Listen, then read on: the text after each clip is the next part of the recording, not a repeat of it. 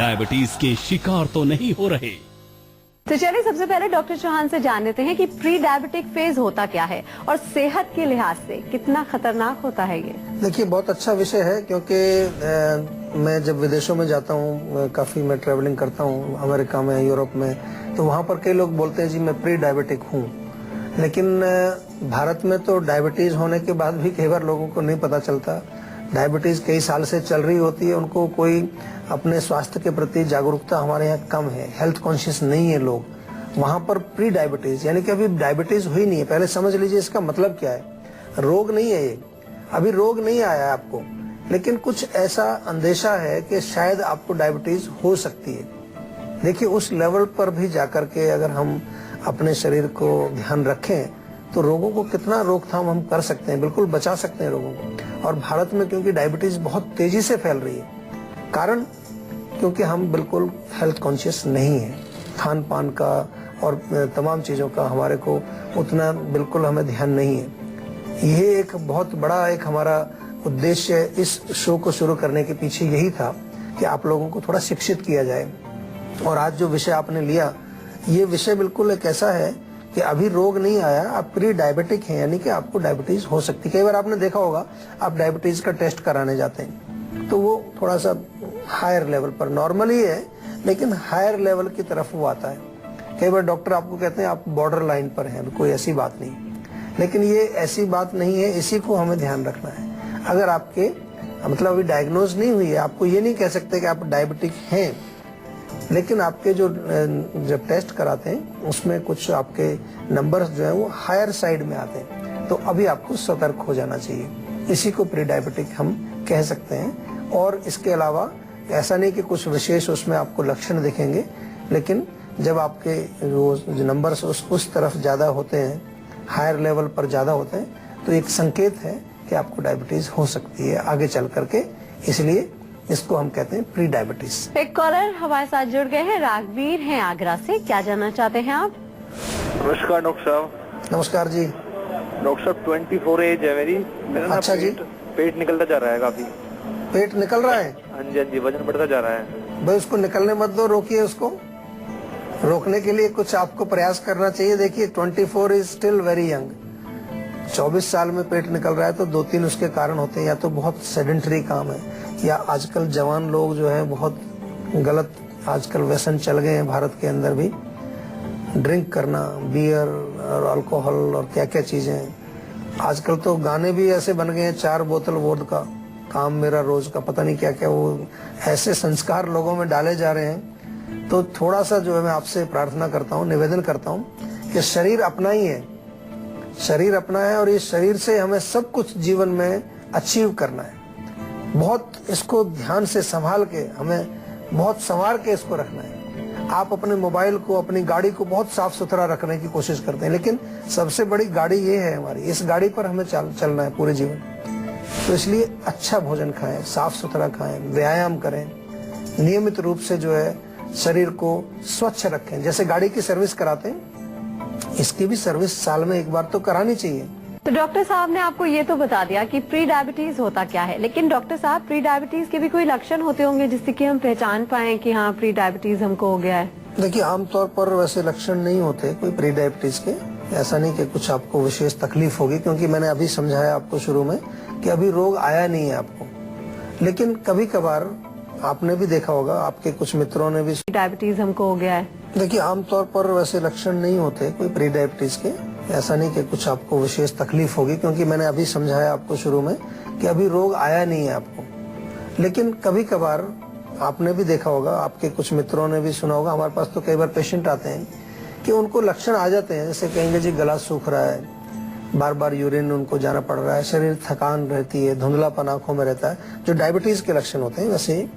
लेकिन कई बार ऐसा देखा जाता है कि लक्षण है शरीर में, लेकिन ब्लड टेस्ट कराने जाओ तो शुगर नॉर्मल आती है। बहुत सारे पेशेंटों को ये तकलीफ है, गला सूख रहा है और ये जो बार बार यूरिन भी आ रहा है, तो इसको भी हम जो है प्री डायबिटीज कहेंगे, क्योंकि लक्षण वो एग्जैक्टली आपके डायबिटीज से मिलते जुलते हैं। लेकिन अभी आपका रोग डायग्नोज नहीं हुआ है, अभी रोग नहीं हुआ है आपको, तो कभी कभार इस तरह के लक्षणों को हम इसमें प्री डायबिटिक जो पेशेंट है उसके लक्षण कह देते हैं। लेकिन नॉर्मली लक्षण उसमें कुछ होते नहीं। एक और लक्षण जो बड़ा कॉमन देखने को मिलता है वो ये है कि जैसे कोहनी है, घुटने हैं, आपके आर्म पिट्स हैं, यहाँ पर अगर त्वचा आपकी थोड़ी डार्क होनी शुरू हो जाती है, उसका कलर थोड़ा डार्क होना शुरू हो जाता है, तो ये भी एक प्री डायबिटीज का लक्षण माना जाता है। अच्छा डॉक्टर साहब, जैसे कहते हैं कि अगर परिवार में किसी को डायबिटीज है तो चांसेस थोड़े बढ़ जाते हैं। जी जी। तो अगर परिवार में किसी को डायबिटीज है तो प्री डायबिटीज के भी चांसेस बढ़ने की संभावना है? बिल्कुल बनते हैं, क्योंकि डायबिटीज एक ऐसा रोग है जिसको कि हेरिडिटरी माना जाता है। आयुर्वेद में भी लिखा है,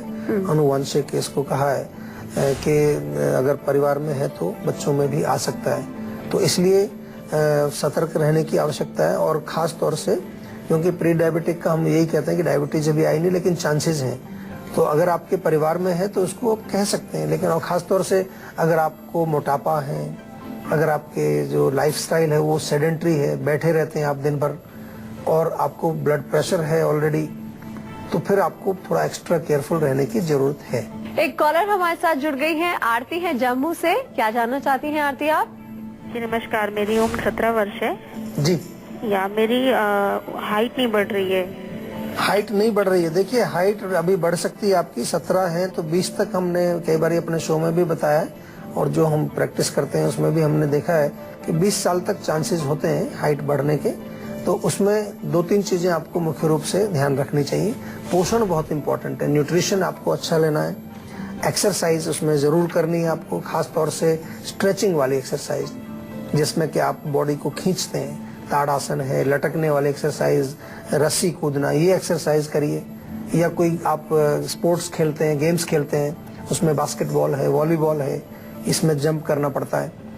और इसके अतिरिक्त कुछ आयुर्वेदिक औषधियां इसमें दी जाती हैं जो हमारे हार्मोनल सिस्टम को नरिश करती हैं। आयुर्वेदिक औषधियों के लिए, जैसे हम बार बार कहते हैं, हमेशा आयुर्वेदिक चिकित्सक से परामर्श करके आपको लेना चाहिए। ऐसा नहीं कि कहीं आपने सुना कि ये कैप्सूल खा लीजिए इससे हाइट बढ़ जाएगी। कोई भी आयुर्वेदिक चीज हो, कोई भी आयुर्वेदिक प्रोडक्ट हो, अगर वो किसी रोग से संबंधित है तो फिर परामर्श के बाद ही आपको लेना चाहिए। हाँ, मैं कहूँ कि च्यवनप्राश आप खा लीजिए, लवण भास्कर चूर्ण खा लीजिए, पाचक चूर्ण कोई खा लीजिए, वो एक अलग चीज है। या कोई आपको बताएं कि बालों में ये लगा लीजिए, चेहरे पर ये लगा लीजिए, वो आप ले सकते हैं। लेकिन अगर रोग आप समझते हैं कि कोई रोग है आपको, या हम ये कहें कि किसी रोग की वजह से आपको जो है हाइट नहीं बढ़ रही है, हार्मोन्स की जो है इम्बैलेंस की वजह से आपको हाइट नहीं बढ़ रही है, तो फिर उसको पूरा एक निरीक्षण, परीक्षण, उसकी तह तक पहुंचना बहुत जरूरी है कि क्या वजह है उसकी, क्या कारण है, और फिर उसकी औषधि निर्धारित की जाती है। ऐसी कोई फिक्स दवाई नहीं होती कि ये गोली खाइए आपकी हाइट बढ़ेगी, ये कैप्सूल खाइए आपकी हाइट बढ़ेगी। बहुत सारे चल रहे हैं आजकल ऐसे, और नाम उसमें आयुर्वेद का लिख दिया जाता है। लेकिन आपको मैं बार बार समझाता हूँ कि आयुर्वेदिक औषधि पर्सनलाइज्ड है, कस्टमाइज्ड है। हर व्यक्ति के लिए अलग औषधि होती है, उसके अनुसार, उसके रोग के अनुसार, उसके देश के अनुसार, उसके काल, बल, उसकी मानसिक स्थिति, सबको परीक्षण करके फिर निर्धारित किया जाता है। ऐसा नहीं कि कोई भी उठा के ये कैप्सूल खाओ जी डायबिटीज ठीक हो जाएगी, ये कैप्सूल खाओ जोड़ों का दर्द ठीक हो जाएगा, और ये आयुर्वेदिक है, ये हर्बल है, ये नहीं। हाँ, तेल वगैरह कोई लगा लीजिए आप, वो ठीक है, लेकिन दवाई खाने वाली वो परामर्श के पश्चात, डॉक्टर से, आयुर्वेदिक चिकित्सक से परामर्श के पश्चात ही आपको लेनी चाहिए, और उसका तभी आपको उचित फायदा होगा। कई लोगों को प्री डायबिटीज की समस्या होने पर भी उन्हें इससे संबंधित लक्षण नहीं पाए जाते हैं। कई बार प्री डायबिटीज के रोगियों में डायबिटीज से मिलते जुलते लक्षण, जैसे ज्यादा प्यास लगना, थोड़ी थोड़ी देर में टॉयलेट आना, और कम काम करने या ना करने पर भी थकान महसूस होने जैसे लक्षण पाए जाते हैं। ऐसे में कैसे सतर्क रहें डॉक्टर साहब प्री डायबिटीज से? बहुत अच्छा प्रश्न है। अगर ऐसे कोई लक्षण दिख रहे हैं तो तुरंत जो है अपना चीनी, मिठाई, ऐसी चीजों को तुरंत रिस्ट्रिक्शन करिए। भारत के अंदर विशेष रूप से मैं जो देखता हूँ, चाय, हर व्यक्ति चाय पीता है। मुझे बहुत कम लोग मिलते हैं, कभी मैं पूछता हूँ कि वो कहें कि मैं चाय नहीं पीता हूँ, और 2 चाय तो नॉर्मल है सबके लिए, 2 तो मिनिमम है, 3, 4, 5, 6, कुछ लोग तो 8, 10 चाय पीते हैं, और चाय में चीनी डालते हैं। हर चाय में चीनी जरूर होती है, 1 चम्मच तो डलती है कम से कम। तो अगर 3-4 चाय पी तो 3-4 चम्मच चीनी गई आपके अंदर, और बैठे रहते हैं, फिर दिन भर बैठे रहते हैं, मौका मिले तो सो जाते हैं, बैठे रहते हैं, चलने का काम ही नहीं है। छुट्टी वाले दिन तो हिलना ही नहीं है, टीवी के आगे बैठे रहो, पराठे खाओ और पकौड़े खाओ, दही खाओ, यही चलता है यहाँ पर। तो डायबिटीज यहाँ बहुत तेजी से फैल रही है भारत के अंदर, इसलिए सतर्क रहने की जरूरत है। एक्सरसाइज करिए, रेगुलर एक्सरसाइज करिए, मूवमेंट रखिए, थोड़ा चीनी, मिठाई, कार्बोहाइड्रेट्स कम खाइए। हमारे भारत में जो डाइट है हमारी, वो कार्बोहाइड्रेट उसमें प्राइम है, मेन है। चावल और रोटी 2 चीजें सभी लोग खाते हैं, तो उसमें कार्ब ज्यादा है, कार्बोहाइड्रेट ज्यादा है। आलू तो खैर कॉमन चीज है, सब जगह चलती है, तो इसलिए थोड़ा सा सतर्क रहने की आवश्यकता है। और कहीं पर भी आपको लगे कि कहीं थोड़े लक्षण आपको दिख रहे हैं, तो फिर आप चिकित्सक से परामर्श करें, आयुर्वेदिक औषधियां शुरू कर दें तुरंत। जरूरी नहीं आपको एलोपैथिक में जाना है शुरू में, आप आयुर्वेदिक शुरू करिए, उसी से आपका जो है, हमारे यहाँ भी मधुमेह रोग का वर्णन है, उसकी चिकित्सा है, सब कुछ है। कोई ऐसा थोड़ी कि आयुर्वेद में रोगों का जो है वर्णन नहीं है, वो भी है। ऐसा मत समझिए कि केवल अगर रोग डायबिटीज होगी तो एलोपैथिक लेना ही पड़ेगा आपको।